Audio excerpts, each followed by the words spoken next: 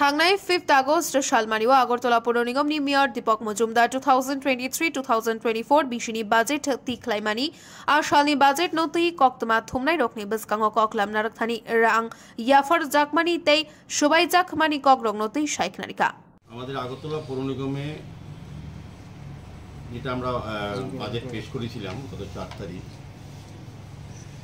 আগরতলা শহরবাসী পৌরবাসীর সমস্ত সমস্যা এবং চাহিদা এগুলিকে সামনে রেখে সার্বিক শহরের বিভিন্ন ক্ষেত্রে উন্নয়নের ক্ষেত্রে সমস্ত চিন্তাকে সামনে রেখে প্রয়োজনীয়তাকে সামনে রেখে বলবো আমরা একটা বাজেট রচনা করে পেশ করা হয়েছিল আগরতলা কর্পোরেশনে সমস্ত কর্পোরেটরের উপস্থিতিতে।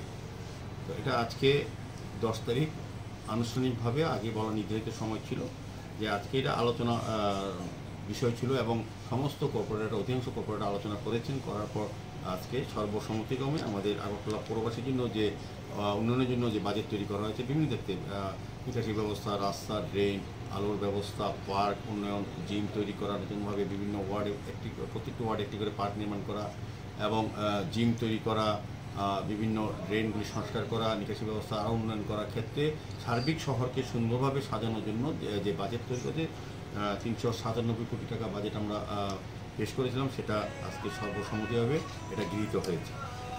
আমি বলবো যে এটা মধ্যে আমাদের ঘাটতি আছে 55 লক্ষ টাকা দেখানো হয়েছে। এটা আমরা আমাদের নিজস্ব আয় থেকে আমরা আয় বৃদ্ধি করে রেভিনিউ আমরা এটা কালেকশন করে এই বাজেটে ঘাটতিটা আমরা মেটাতে পারবো। সার্বিকভাবে আগরতলা পৌরবাসী আমরা নতুন কোনো ট্যাক্স বৃদ্ধি করিনি। আর তৃতীয় একটা বিষয় অমৃত মহোৎসব উপলক্ষে বিশেষ করে আমাদের প্রধানমন্ত্রী যেভাবে স্বাধীনতা যারা সংগ্রামে উপস্থিত ছিলেন, যারা স্বাধীনতা সংগ্রামে যারা অংশগ্রহণ করেছিলেন এবং বিশেষ করে স্বাধীনতা ফ্রিডম ফাইটারদেরকে আমরা একটা তাদের যে কোনো বিষয় প্রপার্টি ট্যাক্স বলুন, অন্য বিজনেস লাইসেন্সের ক্ষেত্রে বলুন, সমস্ত ক্ষেত্রে আমরা 10% তাদেরকে আমরা রিবেট দেবো, মানে 10% আমরা তাদেরকে এটা ছাড় দেবো সম্মান প্রদর্শন করার জন্য যারা স্বাধীনতা সংগ্রামে অংশগ্রহণ করেছিলেন। যাই হোক, সার্বিকভাবে আমি বলবো আগরতলা শহরের সার্বিক উন্নয়নের ক্ষেত্রে আমরা কিন্তু একটা শহরকে নতুনভাবে বিশেষ করে আমাদের যে ওয়াটার লগিং যেটা ছিল আগরতলা শহরে জল জমা, যেটা জল যন্ত্রণা থেকে আগরতলা পৌরবাসীকে আমরা অনেকটাই রিলিফ দিতে পেরেছি। কথা অনুযায়ী আগামী দিন যাতে আরও কিছু করা যায় সুন্দরভাবে আমরা আরও 3টি এডিশনাল ড্রেনেজ পাম্প আমরা বসাবো, একটা শকুন্তলা রোডে, একটা রামনগরে 4 নম্বরের দিকে, আর একটা হচ্ছে সৎসঙ্গ আশ্রম কৃষ্ণনগরের সন্নিকটে বসানো হবে, যাতে এই জলটা এখনও দেখানোর সময় আগরতলা শহরে থাকে বেশি বৃষ্টি হলেও সেগুলি যাতে সরিয়ে নেওয়া যায় সে ব্যবস্থা করা হবে। এবং প্রতিটি যেখানে ওয়ার্ড অফিসের প্রয়োজনীয়তা আছে, যেখানে স্থান পাওয়া গেছে সেখানে ওয়ার্ড অফিস নির্মাণের জন্য আমরা ব্যবস্থা গ্রহণ করার উদ্যোগ নিয়েছি।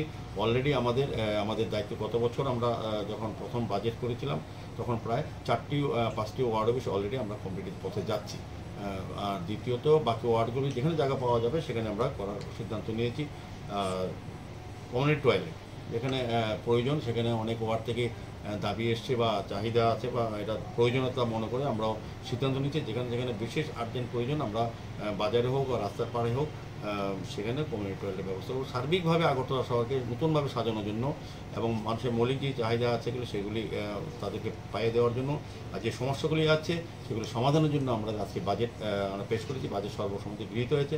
আমার বিশ্বাস এবং আশা আগরতলা পৌরবাসী আমাদেরকে সহযোগিতা করবে এই কাজগুলি করার জন্য। আমরা দেখেছি আমাদের বাড়ি বাড়ি কালেকশন, যে গার্বেজ কালেকশন শহরকে সুন্দর রাখার জন্য আমরা খুব চেষ্টা করছি, কিন্তু দুর্ভাগ্যের বিষয়, পরিতাপের বিষয় যে আগরতলা শহরে যারা সুনাগরিকরা আছেন তারা কিন্তু সবাই সচেতন, সজ্জন এবং সচ্ছল অধিকাংশ ক্ষেত্রে, কিন্তু আমাদের বাড়ি বাড়ি কালেকশনে 50% এখন আমরা কিন্তু কভার করতে পারিনি।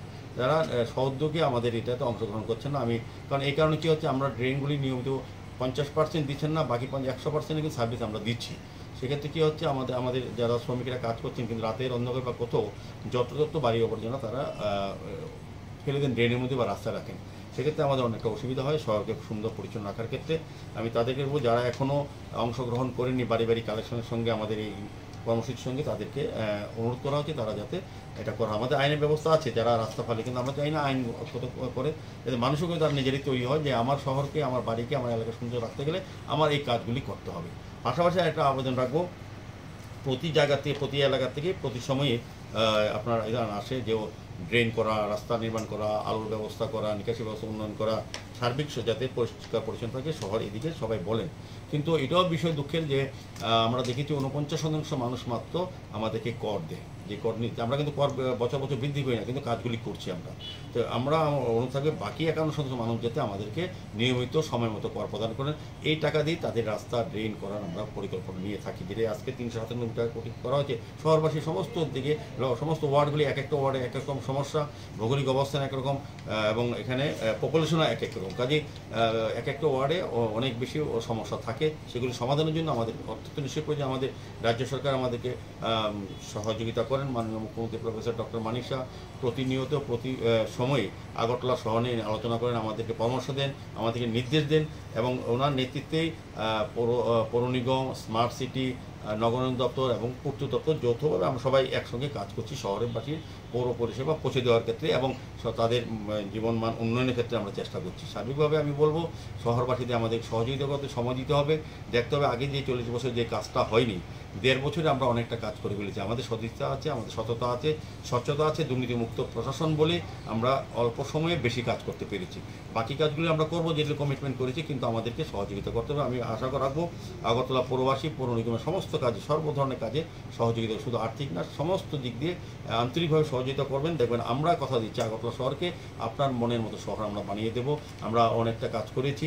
আগামী দিনে আমাদের সরকার, আমাদের মুখ্যমন্ত্রী আমাদের সঙ্গে আছেন, উনি নিয়মিতই আমাদের যোগাযোগ রাখেন। আমি চেষ্টা করব সরকারের সঙ্গে কথা বলে সরকারের অর্থের সহযোগিতা নিয়ে এবং আগরতলা পৌর নিগমে যে বাজেট তৈরি করেছি সেই বাজেট নিয়ে যাতে কাজ করা, তার বেশি কাজ করার আমরা চেষ্টা করব। কাজে আমি সকলকে ধন্যবাদ জানিয়েছি যে আজকে সুন্দরভাবে আগরতলা পৌরবাসীদের পৌরসেবা দেওয়ার ক্ষেত্রে যে বাজেট তৈরি করা হয়েছে সেটা সবাই লক্ষ্য রেখে কাজ করা হবে। পুরো এলাকা